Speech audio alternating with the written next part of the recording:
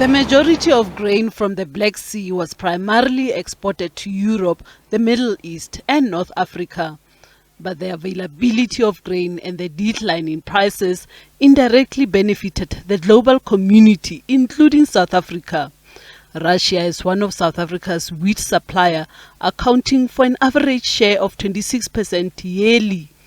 And experts say South Africa is not directly at risk as it has large domestic grain suppliers. But any price increase on the international market is likely to affect the prices of grain in South Africa. We are, dependent largely on international markets from a pricing perspective. That is, we are influenced largely by developments on the international markets. So any increase in prices on the international market will have an influence on domestic prices. This also comes at a time when international food prices have been relatively in negative territory, which means food inflation has been on the low side. Global production has been relatively robust. The latest figures indicating still a good crop out there. But obviously, given the size of the two countries in terms of exports to the global markets, that has ramifications for prices. Experts say the decision by Russia could impact consumers if no solution is found in the near future, and that the extent of this will depend on how global grain markets react to this current glitch caused by Russia.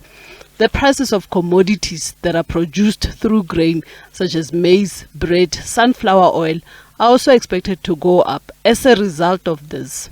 All the byproducts of wheat and maize will be impacted. Not only that, but if you look at the sunflower oil, the largest portion comes from that particular market.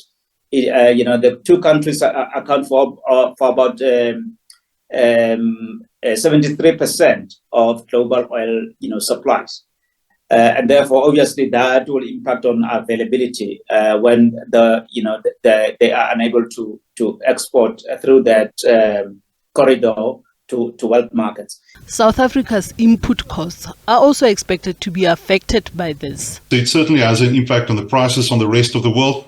It certainly have an impact on what is available in the rest of the world, and it certainly will have an impact on our local input cost as South Africans. 30% of the fertilizers of the world, mainly phosphorus, comes from that area, so this certainly has an impact on that.